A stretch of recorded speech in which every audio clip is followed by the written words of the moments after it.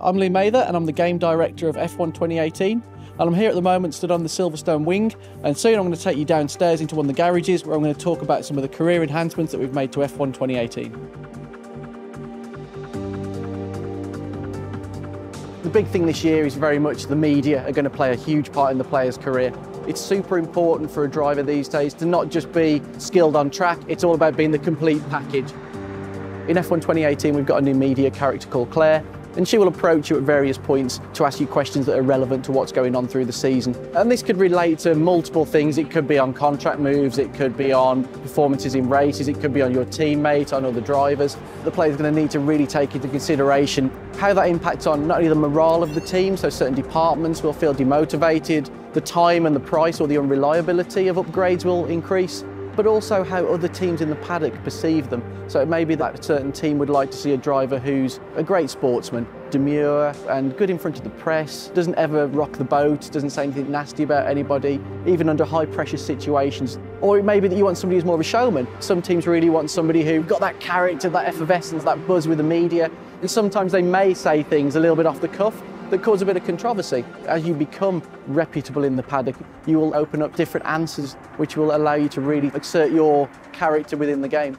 And we also wanted to create some new locations as well. So Claire will perform interviews in areas within the back of the paddock, so between the lorries and the trucks, but also in front of the weighbridge and the scrutineering areas.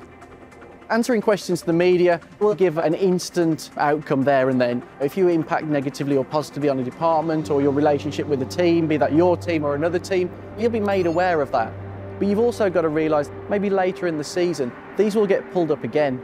And if you've made a promise earlier in the season that you intend to achieve something, that might get pulled up again by the press. You really don't want to make yourself look like an idiot by over-promising, but also you don't want to rubbish people. It's important to maintain a level of professionalism in the game. This is an entirely new system compared to what we did in 2010. It's not built upon any of that technology. The whole thing is tied very closely to all areas of your career. So, for example, something we did last year with the perks system, the player couldn't choose which perks they wanted to unlock. Now you actually use those perks as bargaining tools as part of your contract. You can now task your agent to get you a drive with any particular team. You will then go into a negotiation stage.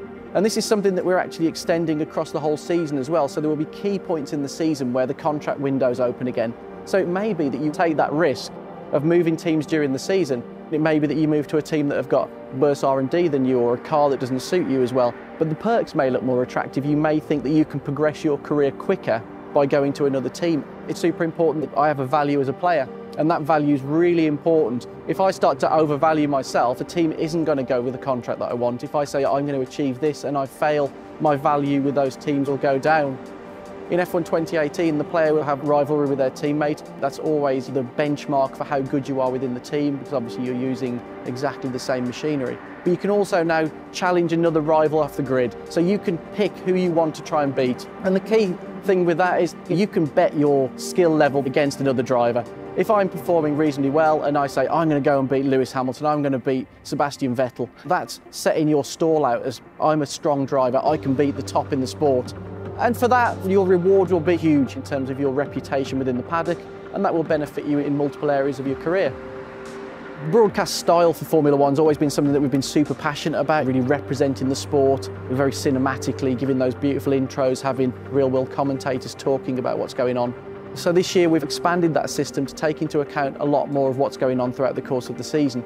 So now race intros will feature things that have occurred in previous races. The press will refer to things that have happened in previous races. So it's not just a case of on a race-by-race basis. This is a long season, and everything that happens will play out through the eyes of the media and through your team.